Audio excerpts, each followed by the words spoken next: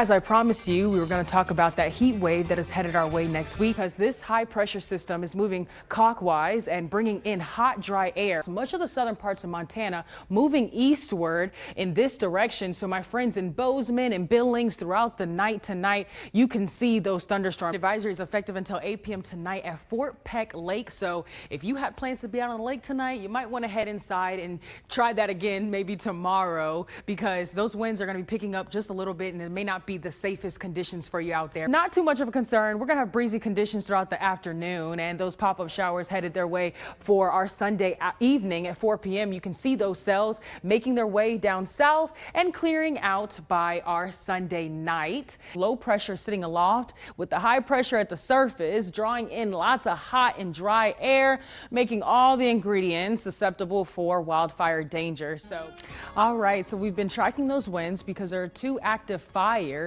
Actually, there's a couple of active fires, but the ones that I want to talk about today is the fire in Wenatchee and the fire in Cle Elum. So let's zoom in here real quick. You can see that wind gusts can get up to about 20 miles per hour. So we're watching the winds very closely. They're moving westward. Now, to explain why they're moving westward in just a couple of seconds. But for the most part, the reason why winds are a big concern is because it's moving these fires and causing them to just spread. And not only that, when fires spread, it puts residential areas in danger and communities. So we are paying close attention to those wildfires, and winds don't seem to die down for us until until about Tuesday. So yeah, we've got to pay close attention to these winds in terms of those wildfires, and hopefully fire crews are working very hard to get those contained. But for the reason why those winds are moving westward is because we have this low pressure sitting aloft with the high pressure at the surface, drawing in lots of hot and dry air, making all the ingredients susceptible for wildfire danger. So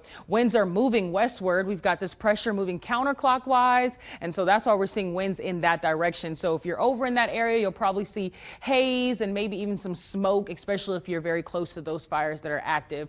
But for the most part, headed into our Monday morning, we've got clear skies and lots of sunshine. You'll see my little summer image coming up down there for you. So we've got a great week ahead of us, and if you want to know some things that you can do, I'll tell you some ideas of ways you can take your kids out, especially since they're out of school. Look, because our temperatures tomorrow are really great, hot still. Not as hot as that heat wave last week, but 96 degrees tomorrow for my friends in Moses Lake, 100 degrees in Tri-City, so we're still sitting in the hundreds there. 97 for my friends down there in Pendleton, but for Pullman at 91, and in Spokane, the low 90s as well. So here's what you can do tomorrow to have some fun outdoors. Take your kids out to the pools and the splash pads. A great way to stay cool is to get wet. Bring those goggles, have some pool floaties out there. And not only that, you can also take an evening stroll or a hike, head out to the parks. We've got great national parks here across Washington, all over the place. So you can get out there and enjoy that. I said evening because it won't be as hot, or you can go early in the morning.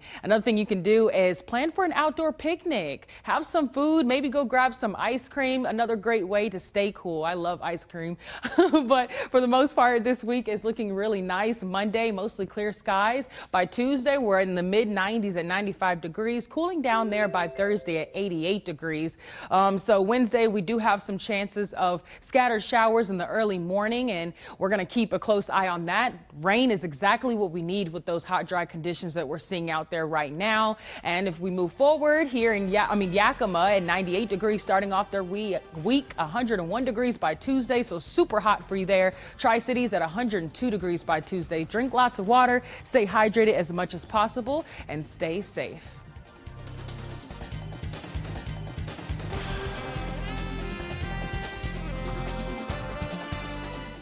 Let's take a quick walk through the wild. If these trees were to catch fire and I inhaled the smoke, I'd be putting my body in extreme harm. You see, smoke in the air is not good for the heart or the lungs. According to familiesforcleanair.org, smoke from trees and brush create far more particulate pollution than cigarette smoke.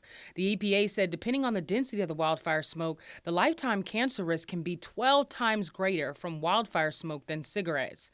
I spoke to Kelly Hawkins, who shared exactly how complex wildfire smoke is.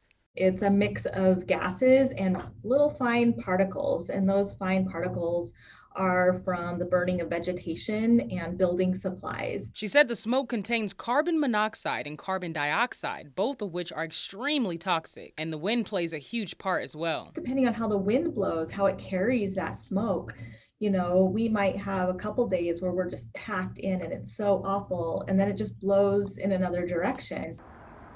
The SRHD says if it's smoky outside, it's best to be indoors, especially in an indoor space with a good filtration system.